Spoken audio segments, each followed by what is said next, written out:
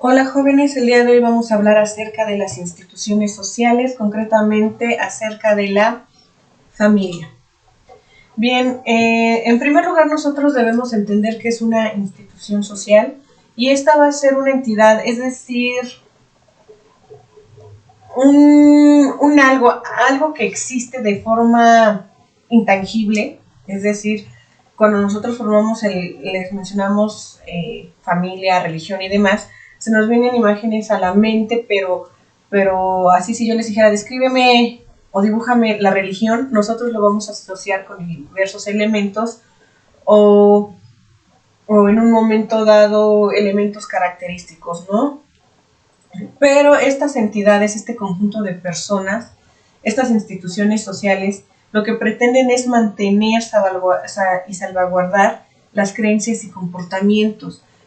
Es decir, fijarse una forma de pensamiento misma que se va a transmitir de generación a generación, pero que debe de ser resguardada. Por ejemplo, hay tradiciones religiosas, hay tradiciones familiares que es necesario pues sean rescatadas, ¿no? Y que vayan fortaleciendo lo que es la institución social. También van a establecer ciertos tipos de comportamientos. ¿Cuáles son las características de estas instituciones? Pues son de origen social, es decir, son creadas dentro de la propia sociedad, permanecen en el tiempo. Al momento de que se crean, pues prácticamente van evolucionando, no desaparecen, tal vez se van transformando, se van adaptando a las a las nuevas ideas, o sea, la nueva visión que se tiene del mundo. Tiene símbolos propios, se los comentaba hace un rato, más que nada esto lo vamos a mencionar con la religión. Hay símbolos propios para cada una de ellas, tienen una ideología, es decir, tienen un pensamiento que los va a caracterizar en cuanto a las familias, en cuanto a la religión, y tiene una estructura definida. ¿Qué implica con estructura definida? Hay un líder, entendiéndose como el representante, tienen algún comportamiento, código de comportamiento, por así decirlo. Existen derechos y obligaciones para cada uno de sus miembros, incluyendo al líder o incluyendo al representante. Y en función también de esa estructura, pues les repito, están las obligaciones, qué es lo que debe de hacer cada uno. ¿Cuáles son las funciones de las instituciones sociales? Pues les repito, satisfacer necesidades básicas de la sociedad. Una de las necesidades básicas del ser humano es como ese sentido de pertenencia, sentir que pertenece a algo o a un grupo, para en un momento dado fortalecer esa capacidad de socialización, transmitir normas y códigos, porque cada una de estas instituciones pues va a crear un código normativo. ¿Esto qué significa? Que va a establecer qué se puede hacer y qué no se puede hacer para controlarse y para controlar las conductas, porque no todo va a estar permitido. De lo contrario, pues estaríamos en una situación de anarquía.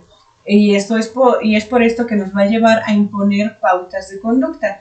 Esto lo vemos, por ejemplo, más que nada, ahorita que vamos a hablar con las familias, pues ustedes dentro de sus hogares tienen normas de conducta, tienen que cumplir y en un momento dado responder por sus acciones. Si se portan mal, pues van a sufrir un regaño o tal vez alguna medida correctiva, como que les quiten el celular o que no puedan ver la televisión, lo que sea. En las religiones pues también se establecen normas de conducta y pues se tiene una sanción más de índole espiritual. También las instituciones sociales tienden a adaptarse. Les comentaba, se ha ido evolucionando, la sociedad ha evolucionado, el pensamiento de la sociedad ha evolucionado y por lo tanto pues las instituciones sociales tienen que también evolucionar y adaptarse.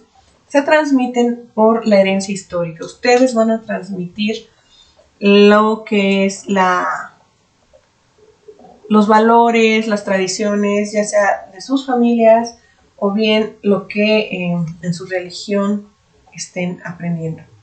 La evolución de la familia, lo vamos a ver, surge con la horda, es decir, pequeños grupos dispersos unos de otros, y esto lo vamos a ver en las sociedades muy primitivas.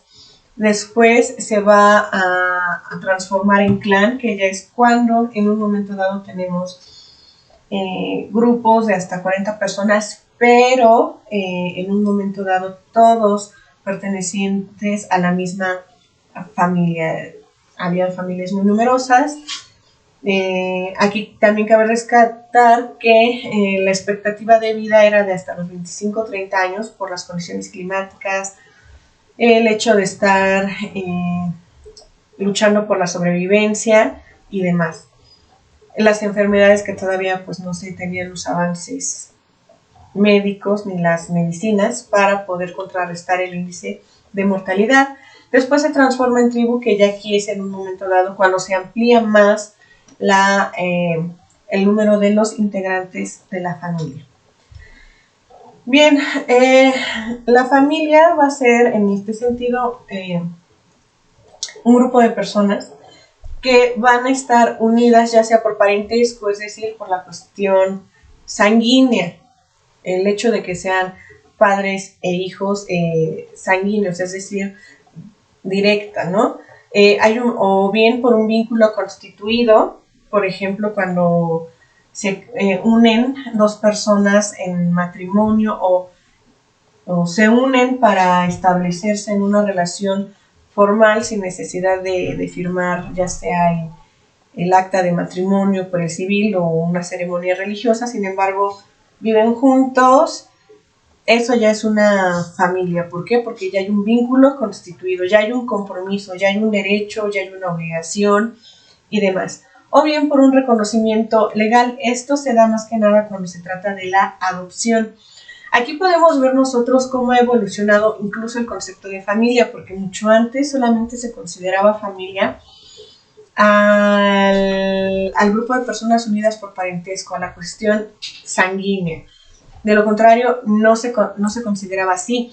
Incluso, igual como por la década de los 90, pues prácticamente se decía que si una pareja se unía y no tenían hijos, pues no eran familia, porque incluso el propio concepto legal te decía que la familia era, el objeto del matrimonio era la procreación. Entonces, si no había hijos, pues no había familia. Se fue modificando porque obviamente hoy en día nosotros podemos toparnos con gente que ya no quiere tener descendencia y aún así son familia. Tenemos los niveles de familia, que es la nuclear, es decir, están los progenitores y los hijos. La extensa es donde viven abuelos, tíos y primos en un solo hogar.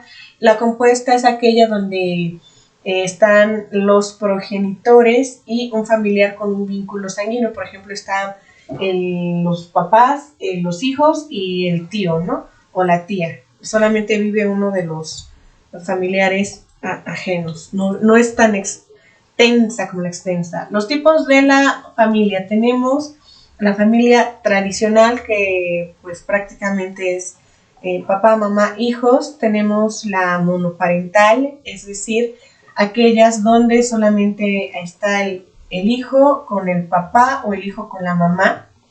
Está la ensamblada, que es cuando el papá soltero o la mamá soltera se unen y están literalmente como una película que se llama Los tuyos, los míos y los nuestros. Cada uno lleva a sus hijos y en un momento dado puede procrear más familia o bien se quedan así. Viene también en la evolución del tipo de familia, es un tema que ha generado mucha controversia en los últimos años. La familia homoparental, que se refiere a aquella conformada por parejas del mismo sexo que en un momento dado pues están cuidando al hijo de uno de ellos o bien adoptan a un hijo. Este es uno de los temas más más controvertidos porque hay quienes son muy defensores de la familia tradicional. Bien, una vez terminada la explicación, por favor realiza la actividad de rúbrica. Nos vemos.